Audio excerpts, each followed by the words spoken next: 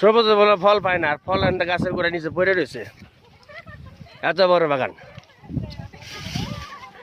এই যে দাদা খিচ্চা খাইতেছে আর ফল ছিটতেছে। এই যে আপেল, লাল আপেল, এত স্বাদ, সেই স্বাদ। অফিসে নিয়ে গেলে সবাই একটা একটা করে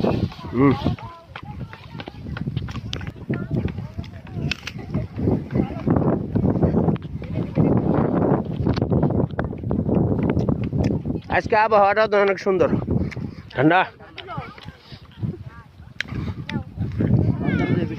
হ্যাঁ